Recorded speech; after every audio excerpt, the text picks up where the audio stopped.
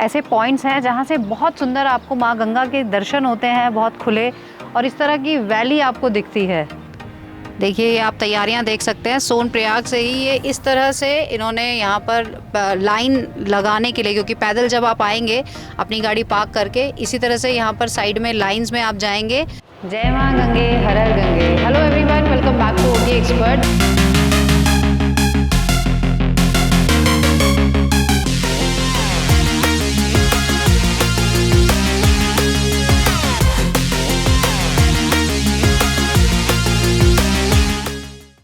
Hello everyone, welcome back to OT expert. देवभूमि में आपका स्वागत है। 22 अप्रैल से, क्योंकि चारधाम यात्रा अब शुरू होने ही वाली है, ज़्यादा दिन नहीं बचे हैं, इसीलिए हम ज़्यादा से ज़्यादा जानकारी आपको दे रहे हैं चारों धामों के बारे में। यमुनोत्री धाम, गंगोत्री धाम ऑलरेडी हम कवर कर चुके हैं, आपको बता चुके हैं उनके बारे में, क्या गाइडलाइंस हैं, कैसे रास्ते हैं। और इसी तरह अब हम आज बढ़ रहे हैं केदार घाटी की तरफ। वहाँ पर आपको ये पूरी जानकारी तो हम रास्तों के बारे में और गाइडलाइंस के बारे में देंगे ही, लेकिन साथ ही वहाँ पर जो डेस्टिनेशन है त्रियुगी नारायण, जहाँ भगवान भोलेनाथ और माँ पार्वती का विवाह संपन्न हुआ था, ऐसी जगह पर अगर कोई और डेस्टिनेशन वेडिंग करना चाहे तो उसके लिए ये बहुत अच्छी जगह है। वहाँ आज एक और विवाह होने वाला है जिसे हम कवर करेंगे और उसके बारे में भी आपको जानकारी देंगे। तो चलिए चलते हैं केदार घाटी के लिए।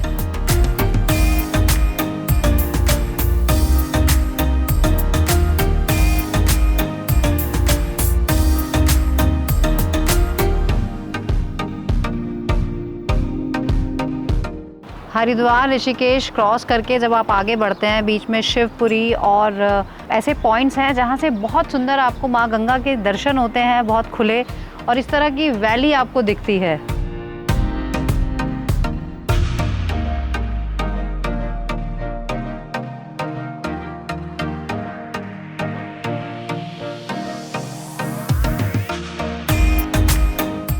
जब आप चारधाम यात्रा करते हैं तब आप इस रूट से नहीं आते हैं, क्योंकि पहले यमुनोत्री धाम, गंगोत्री धाम करके और फिर आप वहीं से निकलते हैं रुद्रप्रयाग की तरफ, जहाँ से केदारनाथ और बद्रीनाथ का रूट आता है। लेकिन अगर आप दो धाम करते हैं तो आप इसी रास्ते से आते हैं और बीच में यहाँ पर बहुत सारे कैंप्स हैं, इवन 5 स्टार प्रॉपर्टीज़ भी हैं। ऋषिकेश ताज भी इसी रूट पर आता है। साथ ही आपको राफ्टिंग के जितने भी पॉइंट्स हैं वो भी यहीं पर आपको मिलते हैं। इसी वजह से इस रूट पर ट्रैफिक भी मिलता है। तो जब भी अपनी यात्रा शुरू करें, अर्ली मॉर्निंग शुरू करें। तो चलिए आगे बढ़ते हैं अपने नेक्स्ट स्टॉपेज की तरफ, देवप्रयाग।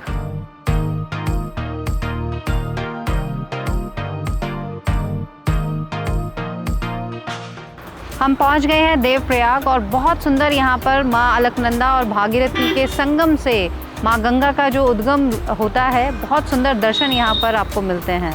देवप्रयाग के बारे में जानने के लिए अगर आप यहाँ पर रुकना चाहते हैं तो बद्री केदार समिति की बहुत सुंदर यहाँ पर धर्मशाला भी है और साथ में कुछ छोटे होटल्स और गेस्ट हाउस भी आपको देखने को मिलते हैं। बहुत ही प्राचीन रघुनाथ मंदिर भी है यहाँ पर। ये सारी जानकारी के लिए हमने एक अलग से वीडियो बनाया हुआ है जिसका लिंक हम डिस्क्रिप्शन बॉक्स में दे देंगे, तो आप उसे देखकर यहाँ पर अगर एक नाइट रहना चाहते हैं तो आपको सारे ऑप्शंस मिल जाएंगे।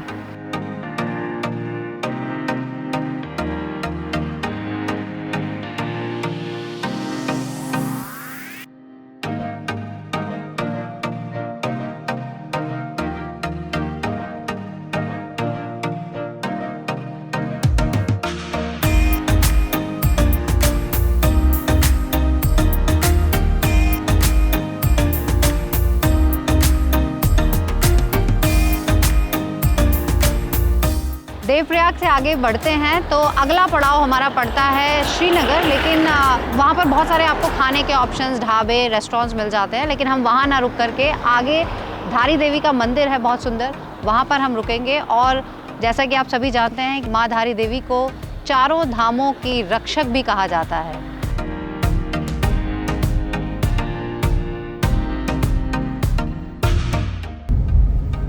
हम पहुँच गए हैं श्रीनगर।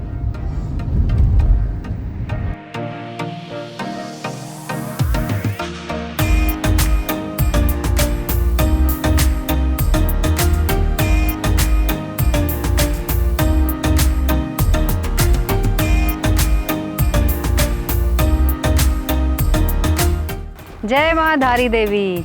बहुत सुंदर, यहीं से हमें देखिए मंदिर के दर्शन हो रहे हैं और इस समय क्योंकि जल कम है अभी, तो आप देख रहे हैं बीच बीच में ऐसा लग रहा है कि आइलैंड्स हैं छोटे छोटे, बहुत खूबसूरत लग रहा है।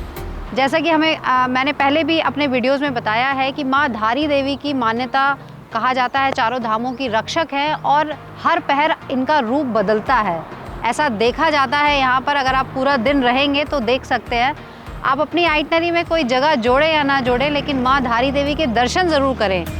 यहाँ पर जाने के लिए दो तरीके से है। एक तो आप पैदल जा सकते हैं, बहुत ज़्यादा नीचे नहीं जाना है आपको, इजीली जाया जा सकता है। दूसरा, गाड़ी का भी एक रास्ता है जहाँ से आप गाड़ी से भी पूरा पुल तक पहुँच सकते हैं।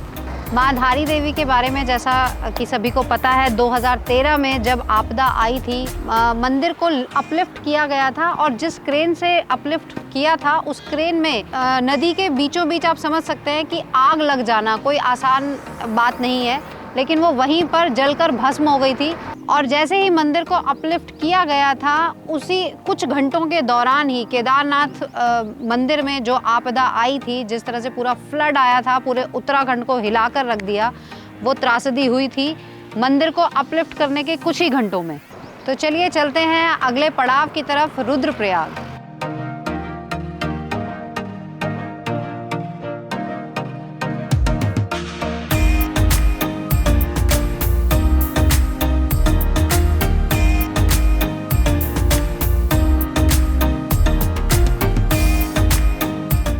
यहाँ जब आप केदारनाथ धाम जी के लिए आते हैं तो यहीं से देखिए आपको रुद्रप्रयाग से राइट साइड अगर आप जाएंगे तो आप जाते हैं कार्तिकेय स्वामी टेम्पल। इसका भी हमने आपको अलग से वीडियो एक दिखाया हुआ है, उसका हम लिंक डिस्क्रिप्शन बॉक्स में दे देंगे। और हम चलते हैं लेफ्ट साइड केदार बाबा के द्वार।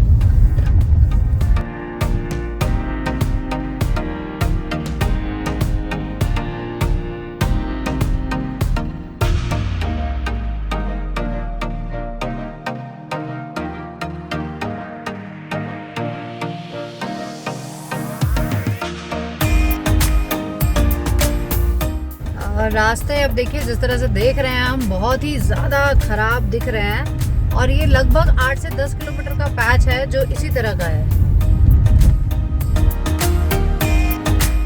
और देखिए हम पहुंच गए हैं काली मठ के रास्ते पर। यहाँ से आप जाएंगे तो काली मठ मंदिर का रास्ता यही है और बहुत प्यारी जगह है, हमने ये भी पहले कवर किया हुआ है। और यहाँ से अगर हम ऊपर जाएंगे तो ये अब गुप्तकाशी की तरफ हम जा रहे हैं।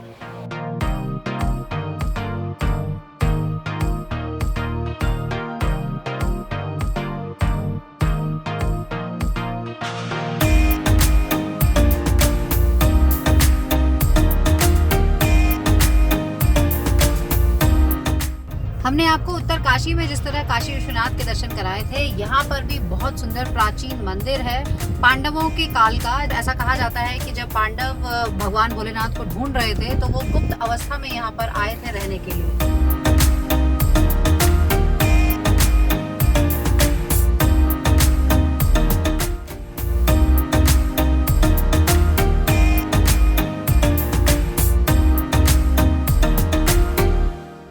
हम पहुंच गए हैं सोनप्रयाग और यही वो डेस्टिनेशन है जहां तक आप अगर अपनी प्राइवेट गाड़ी या जिस भी टैक्सी में आते हैं, यहाँ ये पार्किंग देख रहे हैं आप, यहाँ पर वो गाड़ियाँ खड़ी कर दी जाती हैं और इसके बाद आप शेयरिंग जो कैब्स होती हैं उनमें आप जाते हैं गौरीकुंड तक। और यहीं से ये रास्ता आप देख रहे हैं ऊपर जा रहा है, ये जाता है त्रियोगी नारायण मंदिर की तरफ।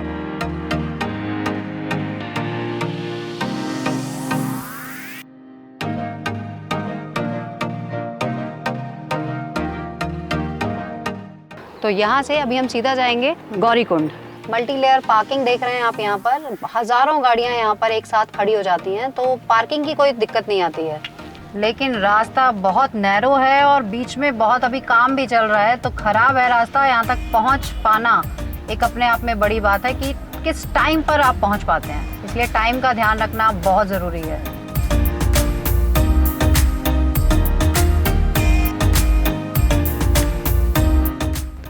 देखिए ये आप तैयारियां देख सकते हैं, सोनप्रयाग से ही ये इस तरह से इन्होंने यहाँ पर लाइन लगाने के लिए, क्योंकि पैदल जब आप आएंगे अपनी गाड़ी पार्क करके, इसी तरह से यहाँ पर साइड में लाइंस में आप जाएंगे क्यों ब्रिज तक, क्योंकि ब्रिज के बाद ही टैक्सीज खड़ी होती हैं जहाँ से आप शेयरिंग बेसिस पर आगे चलते हैं। बहुत सुंदर देखिए दर्शन कर सकते हैं आप यहाँ से भी माँ मंदाकिनी के। और यहाँ पर अभी हम देख पा रहे हैं कि घोड़ों को तैयार किया जा रहा है अब, क्योंकि आगे उनकी ही ड्यूटी लगने वाली है। और जिस तरह से अभी हमने जो जानकारी ली है, क्योंकि हम सभी को पता है कि हेलीकॉप्टर्स बुक हो पाना कितना मुश्किल है, फिर भी जिन लोगों के स्लॉट्स अभी आने वाले हैं ट्राई कर सकते हैं। लेकिन जिन लोगों के लिए बुक नहीं हुए हेलीकॉप्टर्स, बिल्कुल भी निराश ना हो। हमने अभी जैसे कि जानकारी ली है, यहाँ पर आप पोनी से अगर जाते हैं या पालकी से भी जाते हैं, 5 से 6 घंटे का समय लगता है। सुबह 5 बजे से ये शुरू हो जाते हैं गौरीकुंड से, और जिसके लिए आपको पर्ची कटानी पड़ती है। या तो आप सोनप्रयाग से भी कटा सकते हैं या गौरीकुंड से भी कर सकते हैं। आपको रुक रुक कर आप जाते हैं, तो ऐसा नहीं है कि बहुत ज़्यादा इनकन्वीनियंस होती है। लोग बहुत जाते हैं, बाकी जो ट्रैक कर सकते हैं प्रेफरेबल यही रहेगा कि वो ट्रैक करके जाएं। देखिए घोड़ों को आगे ले जाया जा रहा है, तो इसलिए बिल्कुल भी टेंशन वाली बात नहीं है। जिन लोगों का हेलीकॉप्टर बुक नहीं हुआ है, भगवान भोलेनाथ का नाम लीजिए, जय बाबा केदार।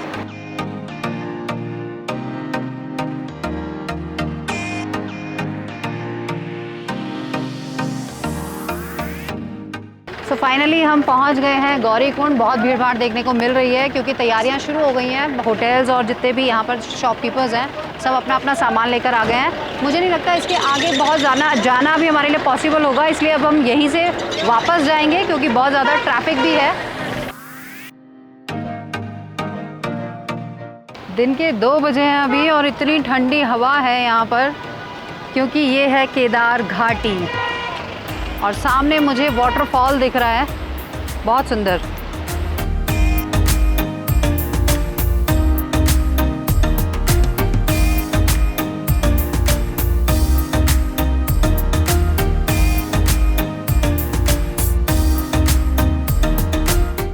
ये सारी तैयारियां देखकर ऐसा लग रहा है कि उत्तराखंड टूरिज्म डेवलपमेंट बोर्ड और उत्तराखंड सरकार आपकी चारधाम यात्रा को पूरा आरामदायक और सुविधाजनक बनाने के लिए तत्पर है। हम वापस आ गए हैं गौरीकुंड से घूमकर सोनप्रयाग में, और अब क्योंकि लंच का टाइम हो गया है, यहीं पर हम लंच करेंगे। तैयारियां आपको हमने सब दिखाई दी हैं, तो आपकी यात्रा भी मंगलमय हो। और 2 जो ज़रूरी बात याद रखने वाली है कि आपको बिना रजिस्ट्रेशन के नहीं आना है। रजिस्ट्रेशन करना ज़रूरी है, लेकिन उसमें अभी एक अमेंडमेंट हो गया है कि पहले जो हमारे माननीय मुख्यमंत्री ने कहा था कि एक लिमिटेड जो सीट्स अवेलेबल थी वो समाप्त कर दी गई हैं। तो अब कितने भी दर्शनार्थी एक दिन में दर्शन कर सकते हैं, लेकिन रजिस्ट्रेशन कराना ज़रूरी है। वो ऑनलाइन और ऑफलाइन दोनों तरीके से आप करा सकते हैं। हरिद्वार ऋषिकेश में भी उनके बूथ अवेलेबल है। साथ ही जब आप यात्रा करते हैं, तो जहाँ मेन जो धाम है वहाँ से उससे पहले भी कुछ दूरी पर आपको ये सुविधा मिल जाती है। तो चलिए इसी आशा के साथ आप सभी की यात्रा मंगलमय हो, और हमारी यात्रा केदारनाथ बाबा की यहीं पर अभी संपन्न होती है। दर्शन करने जब दोबारा बुलाएंगे तब जाएंगे। मिलते हैं नए वीडियो में। ट्रैवल करते रहिए ओटी एक्सपर्ट सपना के साथ। जिन्होंने चैनल सब्सक्राइब नहीं किया है, जल्दी से कर लीजिए, क्योंकि बहुत सारी इन्फॉर्मेटिव वीडियोज़ हम यहीं पर आपको प्रोवाइड करते हैं। जय माँ गंगे, हर हर गंगे।